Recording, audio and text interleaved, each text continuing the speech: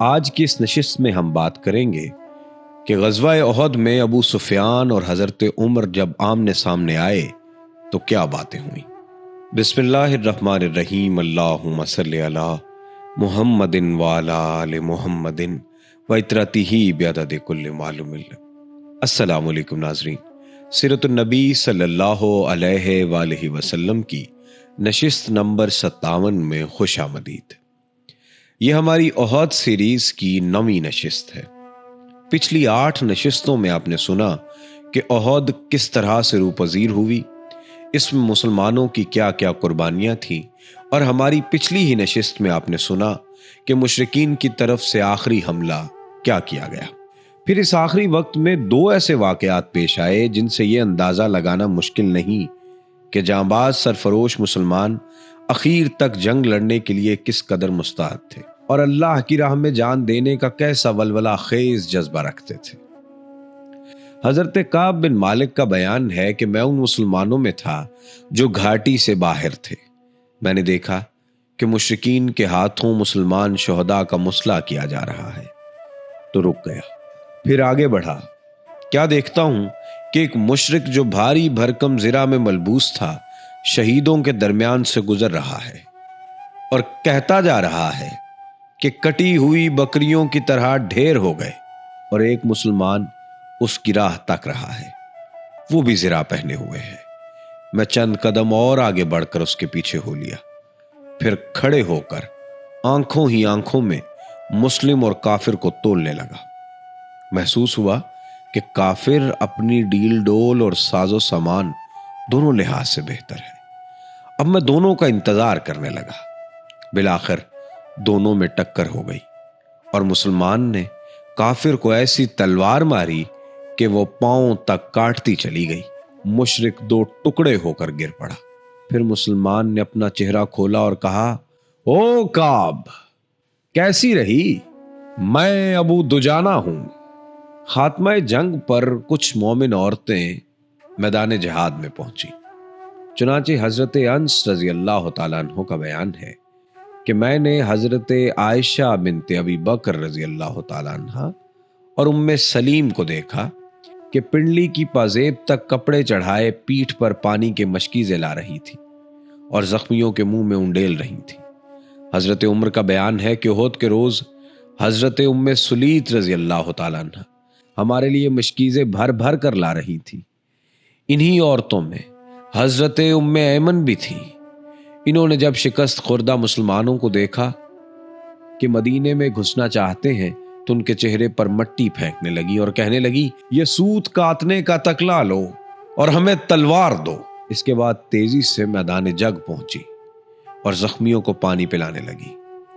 ان پر حبان بن ارقہ نے تیر چلایا، وہ گر پڑی اور پردہ کھل گیا۔ اس پر اللہ کے اس دشمن نے بھرپور کہکہا لگایا۔ رسول اللہ پر یہ بات گراں گزری اور آپ نے حضرت سعد بن ابی وقاص کو ایک بغیرانی کا تیر دے کر فرمایا، اسے چلا دو۔ حضرت سعد نے چلایا تو وہ تیر حبان کے حلق پر لگا اور وہ چت گرا۔ اس پر پردہ کھل گیا۔ اس پر رسول اللہ اس طرح ہنسے کہ جڑ کے دان دکھائی دینے لگے۔ فرمایا، سعد نے ام ایمن کا بدلہ چکا لیا، اللہ ان کی دعا قبول کرے۔ جب رسول اللہ صلی اللہ علیہ وسلم نے گھاٹی کے اندر اپنی قیام گاہ میں ذرا قرار پا لیا تو حضرت علی کرم اللہ وجہ الکریم محراث سے اپنی ڈھال میں پانی بھر لائے۔ کہا جاتا ہے محراث پتھر میں بنا ہوا وہ گڑھا ہوتا ہے جس میں زیادہ سا پانی آ سکتا ہو، اور کہا جاتا ہے کہ یہ احد میں ایک چشمے کا نام تھا۔ بہرحال حضرت علی نے وہ پانی نبی صلی اللہ علیہ وسلم کی خدمت میں پیش کیا۔ آپ نے قدر ناگوار بو محسوس کی، اس لیے اسے پیا تو نہیں، البتہ اس سے چہرے کا خون دھو لیا اور سر پر بھی ڈال لیا۔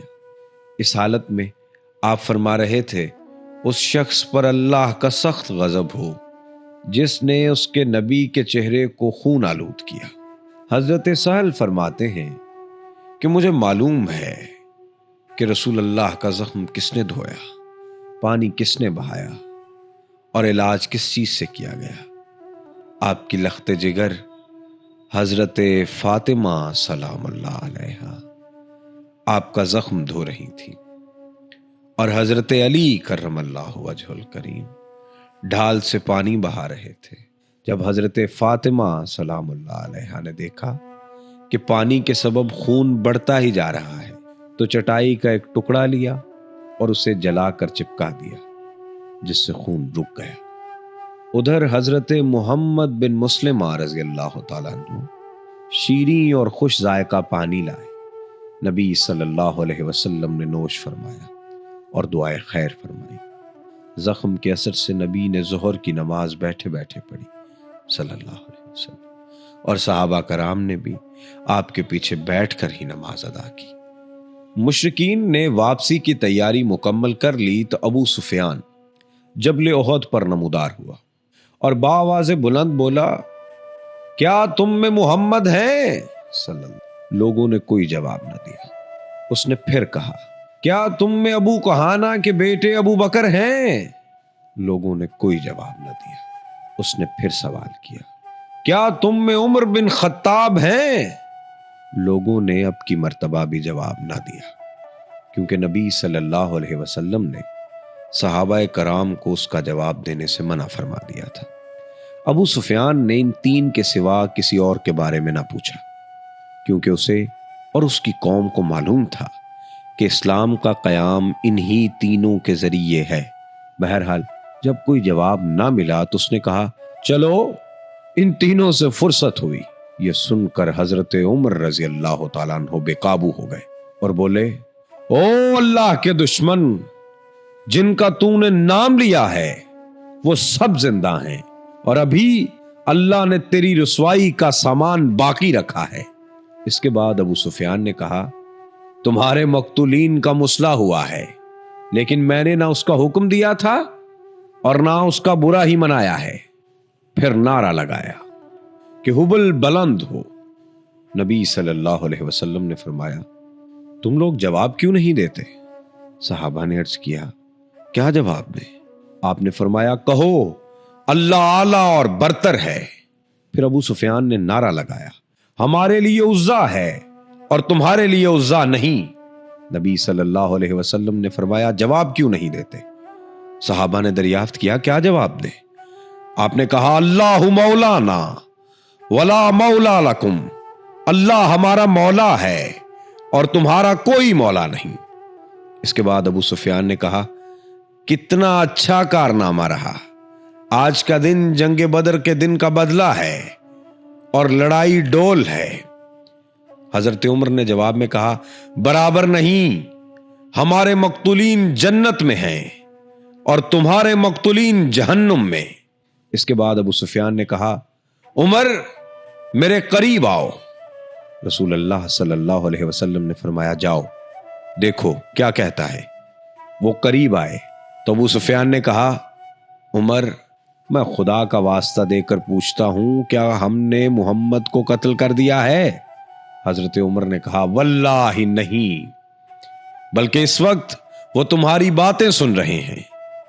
ابو سفیان نے کہا، تم میرے نزدیک ابن قمع سے زیادہ سچے اور راست باز ہو، اور یہ کہہ کر خاموش ہو گیا۔ ابن اسحاق کا بیان ہے کہ ابو سفیان اور اس کے رفقا واپس ہونے لگے تو ابو سفیان نے کہا، آئندہ سال بدر میں پھر لڑنے کا وعدہ ہے۔ رسول اللہ صلی اللہ علیہ وسلم نے ایک صحابی سے فرمایا، کہہ دو ٹھیک ہے، اب یہ بات ہمارے اور تمہارے درمیان طے رہی۔ اور اس طریقے سے غزوہ احد اپنے اختتامی مراحل میں داخل ہوا۔ ناظرین، آج کی اس نشست سے فی الحال اتنا ہی۔ اپنے میزبان سید ابرار ابو الحسن کو اجازت دیجیے۔ اللہ حافظ و ناصر۔